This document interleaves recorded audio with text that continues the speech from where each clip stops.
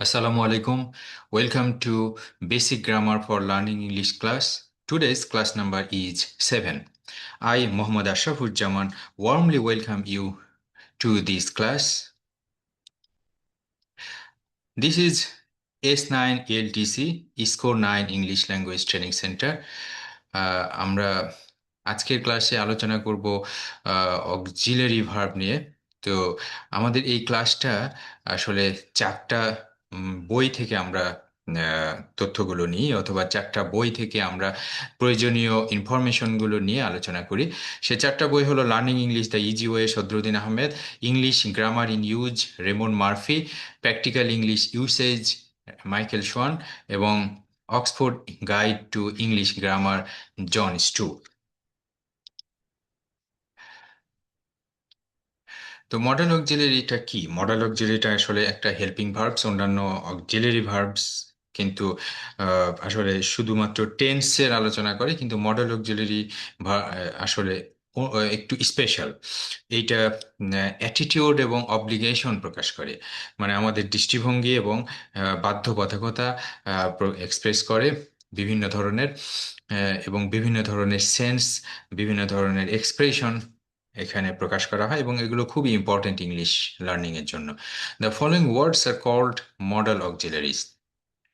এখানে বেশ কিছু লিস্ট দেওয়া আছে, মোটামুটি যদি এটা কমপ্লিট না হলেও যথেষ্ট। আই এই যে অক্সিলারি ভার্বগুলো হলো ক্যান অথবা কুড, মে, মাইট। ক্যান মানে পারা, কুড হলো ক্যানের পাস্ট ফর্ম, কিন্তু কুডের বিভিন্ন রকম অর্থ আছে। মে, মাইট মানে হতে পারে, শ্যাল মানে হবে, আর শুড মানে হওয়া উচিত। উইল মানে হবে, উড হলো হতো, অথবা উইলের পাস্ট হলো উড। মাস্ট মানে অবশ্যই করতে হবে, নিড মানে প্রয়োজন, ডেয়ার মানে সাহস করা, ওট টু মানে উচিত, হ্যাভ টু মানে করতে হবে, ইউজ টু মানে করতাম, বি টু মানে করতে হয়, বি গোয়িং টু করতে যাচ্ছি, হ্যাড বেটার আর মানে এটা করা বেশি ভালো, আর উড রাদার মানে বরং অন্য কিছু করা। Now we will see their usage. আমরা একটা একটা করে এগুলোর ব্যবহার দেখব। প্রথমে হলো ক্যান। ক্যান মানে পারা, আমরা জানি। Can plus base form of verb expresses the following meanings. প্রথম হলো অ্যাবিলিটি, সক্ষমতা। মিনা ক্যান সিং, মিনা গান করতে পারে। শি ক্যান ডান্স, সে নাচ করতে পারে। She can show, she can সু, সু মানে সেলাই করতে পারে। শি ক্যানট নিট, সে বুনতে পারে না। হামিদ ক্যান সুইম, হামিদ সাঁতার কাটতে পারে। He can ride a bicycle, সে একটা বাইসাইকেল চালাতে পারে, মানে সাইকেল চালাতে পারে। হি ক্যান প্লে ফুটবল, সে ফুটবল খেলতে পারে। But he can't play cricket, কিন্তু সে ক্রিকেট খেলতে পারে না। তো এখানে ক্যান দিয়ে অ্যাবিলিটি আছে বোঝায়, আর ক্যানট যখন অ্যাবিলিটি নাই বোঝায়। এরপরে ক্যান দিয়ে পারমিশন চাওয়া অথবা পারমিশন দেওয়া ক্ষেত্রে ইউজ হয়। When can is used to mean permission, যখন পারমিশন দেওয়ার ক্ষেত্রে ক্যান ব্যবহৃত হয়। Can be replaced by may. Permission দেওয়ার ক্ষেত্রে যদি ক্যান ব্যবহৃত হয়, তাহলে তার বদলে মে ব্যবহার করতে পারেন। It is notable that may is more formal than can. ক্যানের বদলে মে যদি ব্যবহার করেন, এটা মোর ফর্মাল হবে। এক্সাম্পল, স্টুডেন্ট এ বলছে, can I borrow your pen, আমি কি তোমার পেনটা ধার করতে পারি? স্টুডেন্ট বি বলছে, ইয়েস ইউ ক্যান, অথবা বলতে পারে, নো ইউ কান্ট, না তুমি পারো না। ক্যান আই হ্যাভ সাম মানি, সন বলছে, আমি কি কিছু টাকা ধার করতে পারি, মানে টাকা পেতে পারি, sorry. Can I have some money, আমি কি কিছু টাকা পেতে পারি? মাদার বলছে, no you can't, yes you can, হ্যাঁ তুমি পারো, অথবা নো ইউ কান্ট, না তুমি পারো না। টিচার স্টুডেন্টকে বলছে, you can go home now, তুমি এখন বাড়ি যেতে পারো। এখানে আসলে অ্যালাও করা বোঝাচ্ছে, মানে পারমিশন দেওয়া বোঝাচ্ছে। এরপরে could. Could is the past form of can. ক্যানের পাস্ট ফর্ম হলো could. Could is used for two meanings. কুড দুইটা অর্থে ব্যবহৃত হয়। পাস্ট অ্যাবিলিটি, অতীতে কোনো কিছু আমি করতে সক্ষম ছিলাম এইটা বোঝাতে could is use to mean permanent or continuous ability in the past. অতীতের পার্মানেন্ট মানে কন্টিনিউয়াস, স্থায়ী অথবা চলমান কোনো সক্ষমতা বোঝাতে কুড ব্যবহৃত হয়। I could swim when I was young, আমি যখন যুবক ছিলাম আমি সাঁতার কাটতে পারতাম। Hamid could run fast when he was at school, যখন সেই স্কুলে পড়তো। But in order to mean ability of doing a single act, একটা বিশেষ ঘটনায় সক্ষম হয়েছিলাম অথবা সফল হয়েছিলাম অথবা একটা চ্যালেঞ্জে সফল হয়েছিলাম অতীতে, তাহলে পরে কি হবে, ম্যানেজ টু অর ওয়াজ বা were able to is are used ব্যবহার করা হয়। ম্যানেজ টু অথবা ওয়াজ ওয়ার এবল টু ব্যবহার করা হয়। I manage to pass the admission test, admission টেস্টে পরীক্ষা দিয়েছিলাম এবং আমি পাশ করতে সক্ষম হয়েছিলাম। Was able to, manage to. Karim and Rahim manage to swim across the river, were able to swim across the river. তাহলে অতীতে একটা কাজে সফল হয়েছিলাম সেই ক্ষেত্রে ম্যানেজ টু অথবা ওয়াজ ওয়ার এবল টু হচ্ছে, কিন্তু যদি সফল না হতাম তাহলে কি হয়, never delays in negative sentences could can be used for the same meaning, কিন্তু নেগেটিভ ক্ষেত্রে কুড ব্যবহার করা যায়। They couldn't swim across the river yesterday, তারা গতকাল নদীটা সাঁতরে পার হতে পারেনি। তার মানে চ্যালেঞ্জটা নিয়েছিল কিন্তু সক্ষম হয়নি, সেক্ষেত্রে কুড নট ব্যবহার করতে পারেন। এরপরে কুডের আরেকটা ব্যবহার হলো পোলাইট রিকোয়েস্ট। পোলাইট রিকোয়েস্টটা কেমন, could you lend me a pen, তুমি কি আমাকে পেনটা দিতে পারো।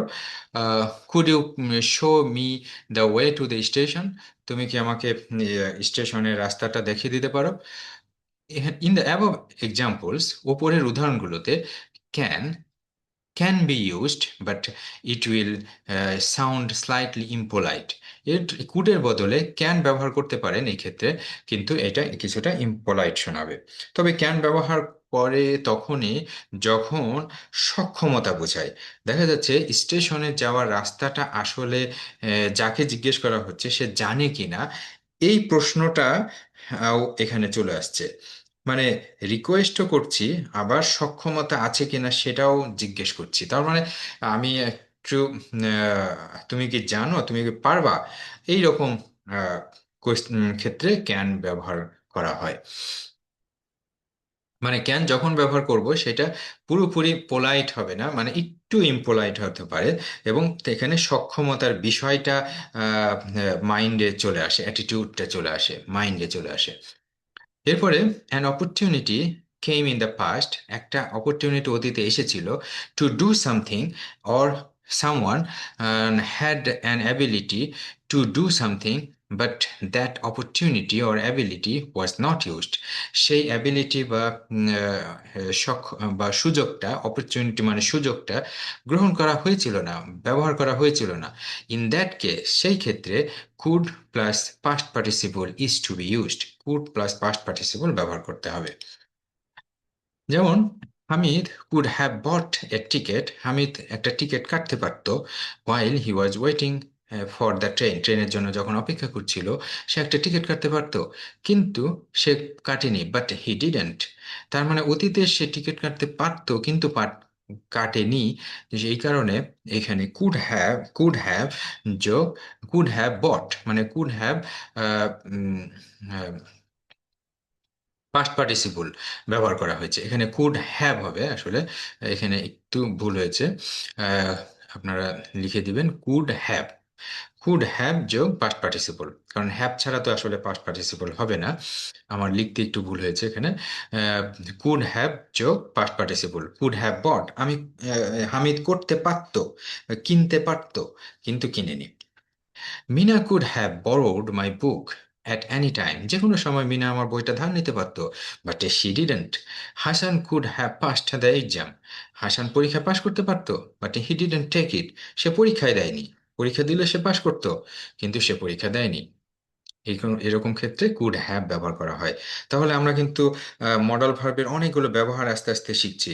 ক্যান, ক্যানের ব্যবহার শিখলাম, কুডের ব্যবহার শিখলাম, এরপরে কুড, কুড হ্যাভ পাস্ট পার্টিসিপলের ব্যবহার শিখে ফেললাম। এগুলো ইংরেজিতে অনেক কাজে লাগবে, এগুলো আমাদের বিভিন্ন ধরনের ভাব প্রকাশে মডেল ভার্বগুলো খুবই কাজে লাগে। এরপরে may, might, base form of verb expresses two meanings, দুইটা মিনিং প্রকাশ পায়। একটা হলো পারমিশন। পারমিশনটা দেখেন, করিম বলছে may I borrow your pen, আমি কি তোমার পেনটা ধার নিতে পারি, মানে অনুমতি চাচ্ছে। আহ, তখন রহিম বলছে yes you may, no you may not. এর আগে ছিল কিন্তু can I borrow your pen, no you can. তাহলে ক্যানটা হলো একটু রুড টাইপের, একটু কড়া, তাই না? আর মেটা একটু সফট। ক্যানটা হলো একটা স্ট্রেট ফরওয়ার্ড, যে তুমি পারবা কি পারবা না বলো। আর মে হলো তুমি কি, মানে রিকোয়েস্টের সুরে একটু যখন বলবেন তখন কিন্তু মে, মানে পারমিশনটা একটু সফট যখন হবে, সফটলি চাচ্ছেন তখন। তো এরপরে গেস অ্যাবাউট ফিউচার, ভবিষ্যতে একটা গেস করছেন মানে অনুমান করছেন, তখন কিন্তু মে বা মাইটের ব্যবহার করা যায়। Hamid is away in Dhaka, Hamid ঢাকার বাইরে আছে। হি মে কাম ব্যাক টুমোরো, সে আগামীকাল ফিরে আসতে পারে। দ্য স্কাই ইজ ক্লাউডি, আকাশ মেঘাচ্ছন্ন। ইট মে রেইন, আকাশ মেঘাচ্ছন্ন দেখে আপনি কিন্তু অনুমান করছেন যে বৃষ্টি হতে পারে, it may rain. In the above examples, ওপরের এক্সাম্পলগুলোতে ইউ মে ইউজ মাইট, মাইট ব্যবহার করতে পারেন ইনস্টিড অফ মে, মে এর বদলে মাইট ব্যবহার করতে পারেন। মাইট এক্সপ্রেসেস মোর আনসার্টেনটি, আসলে মেটা যতখানি সম্ভাবনার কথা বলছে, সম্ভাবনা ঠিক না, অনুমান করছি তো, অনুমানের মধ্যে যে সম্ভাবনাটা আছে সেই সম্ভাবনার একটু মাইটের চেয়ে জোরালো, আর মাইট মেয়ের চেয়ে একটু কম জোরালো। ইট মাইট রেইন, এটা বৃষ্টি হতেও পারে, মানে অনেকটা এরকম। The possibility of raining is too low. When you are guessing something, যখন আপনি একটা কিছু অনুমান করছেন, হ্যাপেনিং অ্যাট দ্য মোমেন্ট, মানে এই মুহূর্তে কিছু ঘটছে এইরকম কিছু অনুমান করছেন, you have to use may or might plus be plus ING from. May, might, be plus ing from. Usually, in the name of place or present time is mentioned here. এই ধরনের ক্ষেত্রে যখন আপনি মে, মাইট, বি, আইএনজি ফর্ম ব্যবহার করছেন তখন কিন্তু time অথবা এবং প্লেস এগুলো উল্লেখ থাকে। He may be sleeping now, he may be sleeping now, he might be sleeping now, সে এখন হয়তো ঘুমাচ্ছে। It may be raining in Natore right now, ঠিক এই মুহূর্তে নাটোরে হয়তো বৃষ্টি হচ্ছে। It might be raining in Natore right now, নাটোরে এই মুহূর্তে, এই সময় নাটোরে, ঠিক এখন নাটোরে বৃষ্টি হচ্ছে। এরপরে শ্যাল এবং should. Shall plus base form of verb is mainly used for asking opinion, opinion জানার জন্য, অর প্রপোজিং, প্রস্তাব করার জন্য, something in an interrogative way, প্রশ্নবোধক ওয়েতে, মানে প্রশ্নের মাধ্যমে আপনি অফার করছেন অথবা অথবা অপিনিয়ন জানার চেষ্টা করছেন। Shall I make a cup of tea, আমি কি তোমার জন্য এক কাপ চা করব। আহ, এটা আসলে আমি অফার দিচ্ছি, তাই না? প্রপোজ করছি। Shall we go for a walk, আমরা কি হাঁটতে যাব। এটা কিন্তু অপিনিয়ন জানার চেষ্টা করছি যে আরেকজনের অপিনিয়নটা কি। আবার প্রস্তাবও বোঝাচ্ছে, প্রস্তাবও বোঝাচ্ছে, সাথে ওপিনিয়নও আমি জানার আগ্রহ করছি। Should plus base form of verb is used to express the following meanings. Should দিয়ে কি হয়, অব্লিগেশন অর ডিউটি অর অ্যাডভাইসেবিলিটি, মানে ডিউটি প্রকাশ পায়, অব্লিগেশন মানে বাধ্যবাধকতা প্রকাশ পায়, আবার উপদেশ দিচ্ছি মানে উপদেশমূলকতা প্রকাশ পায়। উইথ দিস মিনিং, এই মিনিংয়ে should is used, should is usually applicable for future time, ভবিষ্যতে। কিন্তু আমি শুড দিয়ে কিন্তু ভবিষ্যতের কথা বলছি। ইউ শুড ডু দিস, মানে কি এখন থেকে ভবিষ্যতে। You should obey your parents, তোমার তোমার পিতামাতাকে মান্য করা উচিত। You should attend the meeting, তোমার এই মিটিংয়ে উপস্থিত হওয়া উচিত। ইফ ইউ আর ইল, তুমি যদি অসুস্থ হও, you should see a doctor, তোমার একজন ডাক্তারের সাথে দেখা করা উচিত। ইন দ্য অ্যাবভ এক্সাম্পলস, উপরের উদাহরণগুলোতে you can use ought to, তোমাকে ওট টু ব্যবহার করতে পারো ইনস্টেড অফ শুড। শুডের বদলে ওট টু ব্যবহার করতে পারো। Ought to is stronger than should. Ought to হলো শুডের চেয়ে বেশি শক্তিশালী।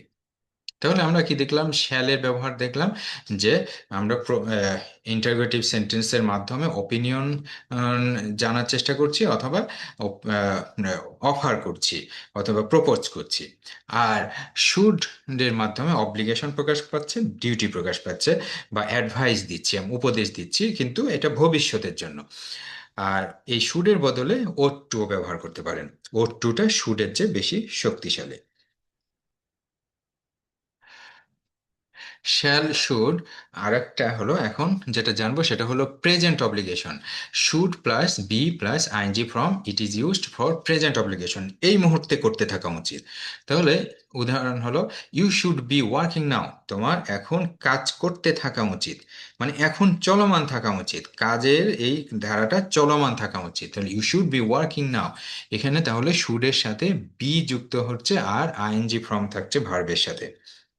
শুড হ্যাভ যোগ পার্টিসিপল, এইটা হলো অতীতে কোনো কাজ করা উচিত ছিল। It is use to express obligation or duty in the past, অতীতে কোনো কাজের অব্লিগেশন বা ডিউটি প্রকাশ করছি, মানে অতীতে একটা কাজ করা উচিত ছিল। You should have learned your lessons, তোমার তোমার লেসনটা শেখা উচিত ছিল। You should have worked hard, তোমার কঠোর পরিশ্রম করা উচিত ছিল।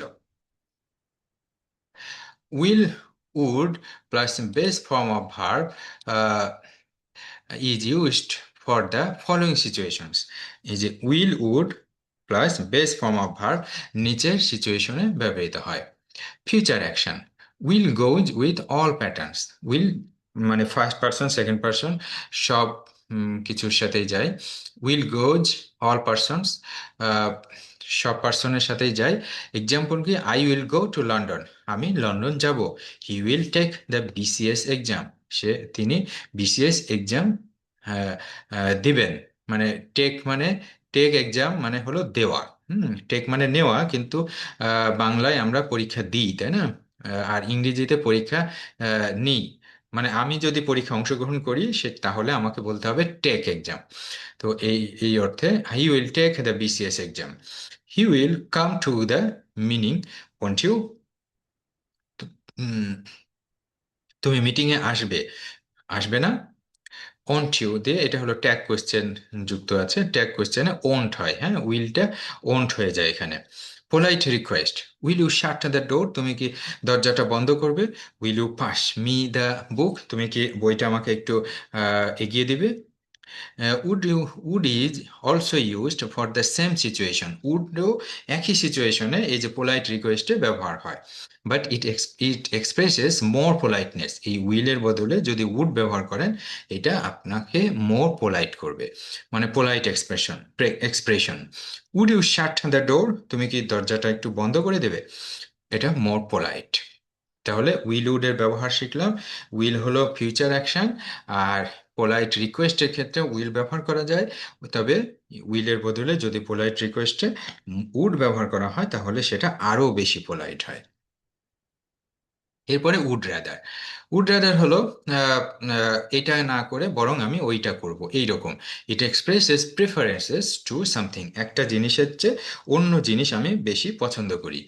I would rather have this pen than that, আমি বরং এই পেনটা নেব ওইটার বদলে।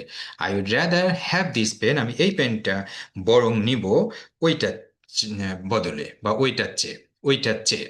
I would rather come in the morning, আমি বরং সকালে আসি বিকালে না এসে, দেন ইন দ্য ইভিনিং। এরপরে must. Must have 5 different meanings. মাস্টের 5টা ডিফারেন্ট মিনিংস আছে। প্রথম হলো কমান্ড বা অর্ডার, আপনি কমান্ড করতে পারেন। বস টু দ্য সাবঅর্ডিনেট, সাবঅর্ডিনেটকে বস বলছে you must come to the office on time, তোমাকে অবশ্যই সময় মতো অফিসে আসতে হবে। Mother to a daughter, mother ডটারকে বলছে you must come home before evening, তোমাকে সন্ধ্যার আগে বাসায় আসতে হবে। Prohibition or negative form, prohibition অথবা নেগেটিভ ফর্মের ক্ষেত্রে you must not smoke here, তুমি অবশ্যই এখানে স্মোক করবে না, করতে পারো না।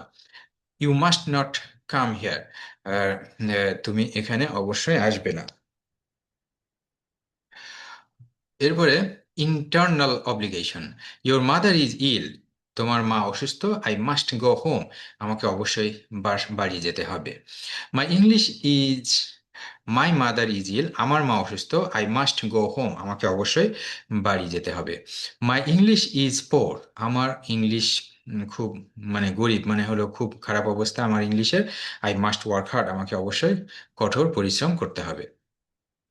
লোকাল ডিডাকশন, লজিক্যাল ডিডাকশন, মানে logically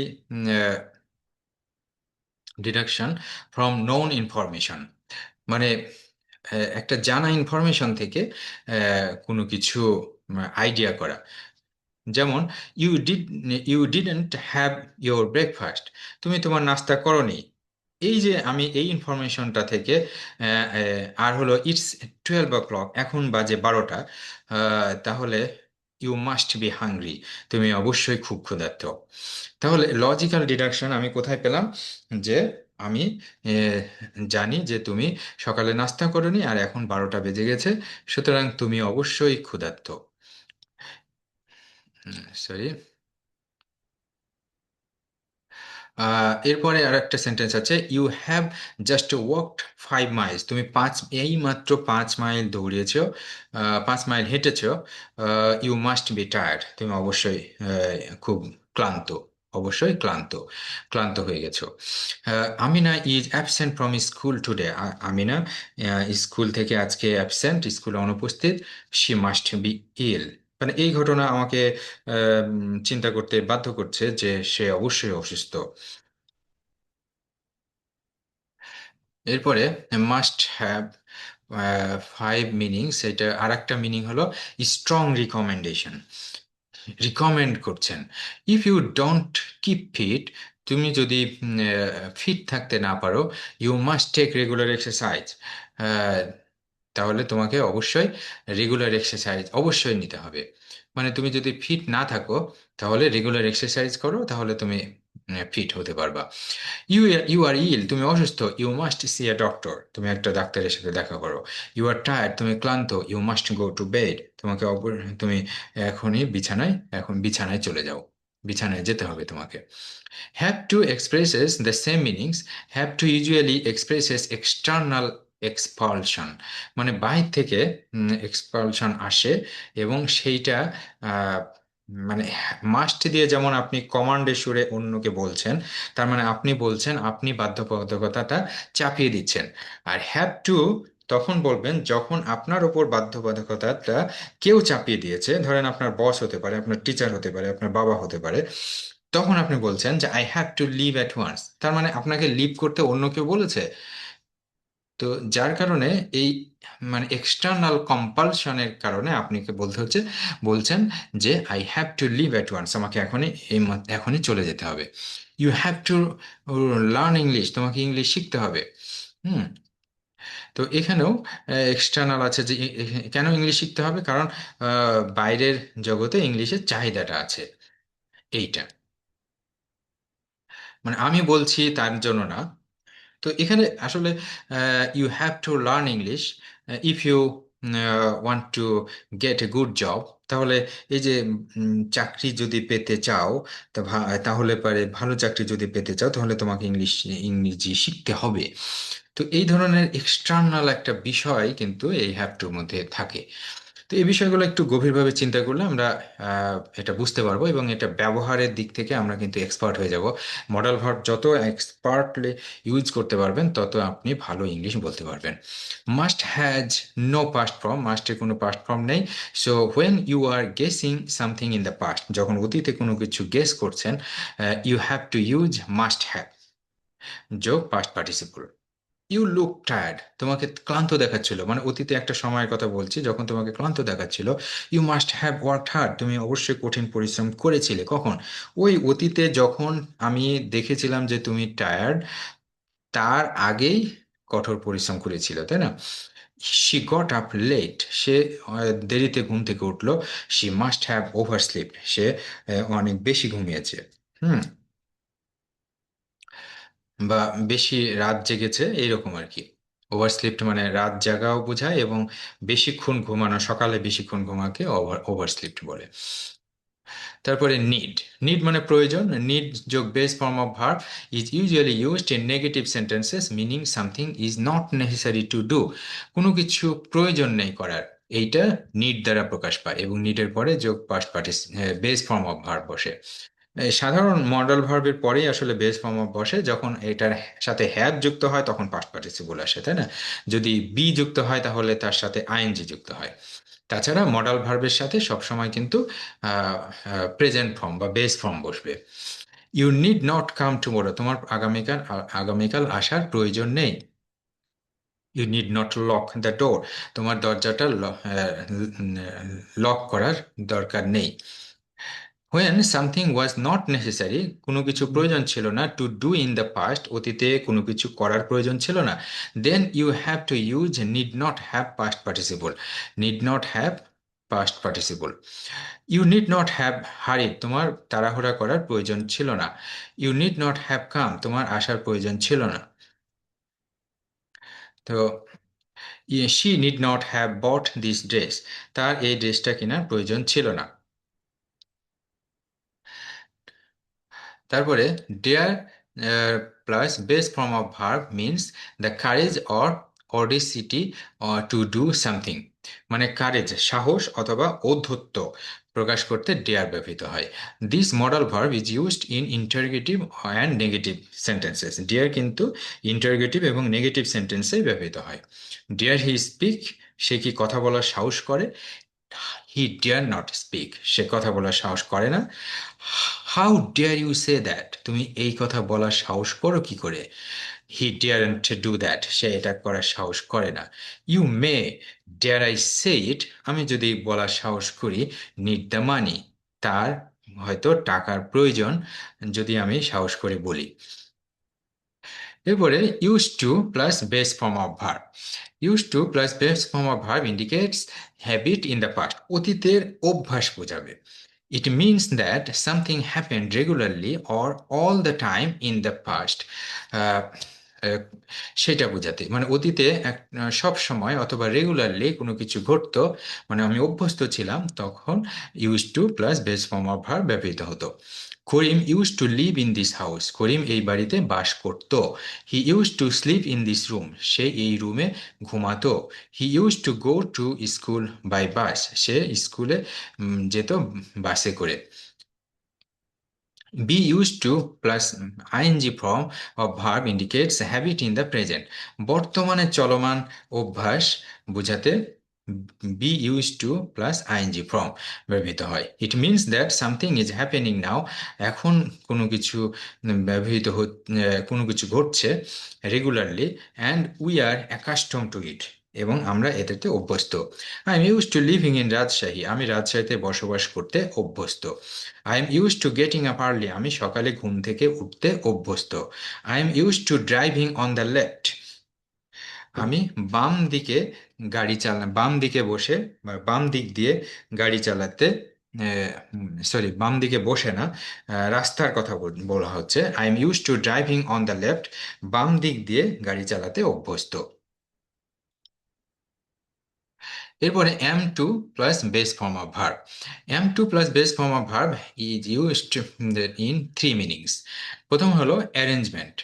I am I am to go to Dhaka tomorrow, আমি আগামীকাল ঢাকা উম, যেতে হচ্ছে, আমাকে আগামীকাল ঢাকা যেতে হচ্ছে।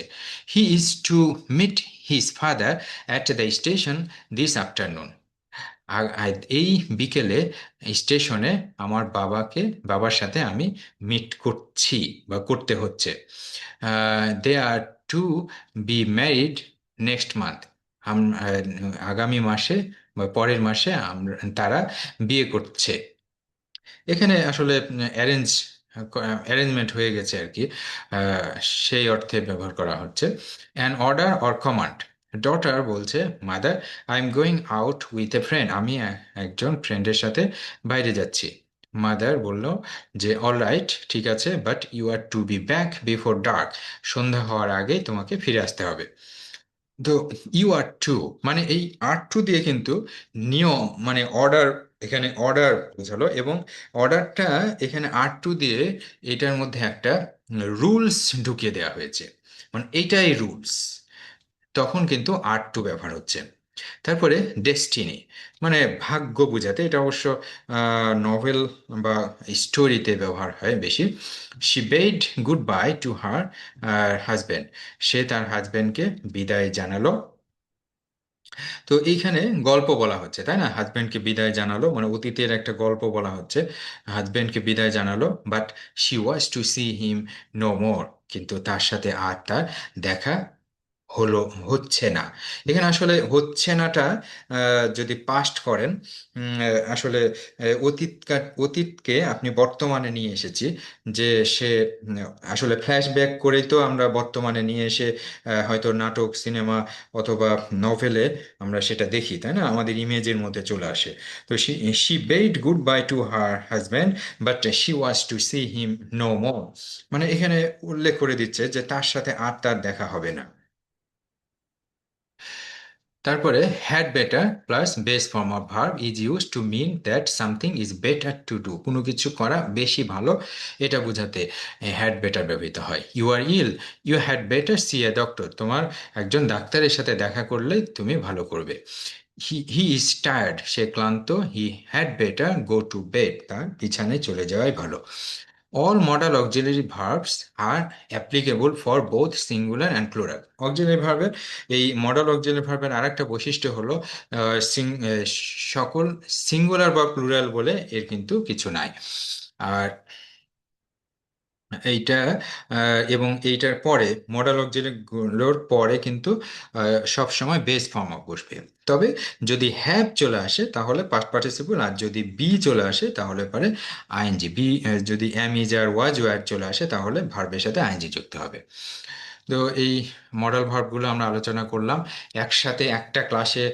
আসলে এই এটা ভিডিও ক্লাস হচ্ছে, আপনারা এইটা বারবার যদি ভিডিওটা রিভিউ করেন তাহলে পারে আমার মনে হয় এটা আর কঠিন হবে না। তবে একসাথে সবগুলো বললাম তো একটু হয়তো মনে রাখা একটু কঠিন হতে পারে। তবে আহ, এ বিষয়ে যদি আপনাদের কোনো কোয়েশ্চেন থাকে তাহলে কমেন্ট বক্সে লিখে দিবেন, আমি উত্তর দেওয়ার চেষ্টা করবো ইনশাআল্লাহ। So if you find my video class helpful, please subscribe my channel and like, comment and share the video. Uh, to stay updated with my upcoming content, kindly click on the bell icon. Thank you once again for being with me. I look forward to seeing you very soon with another useful video. Allah Hafiz.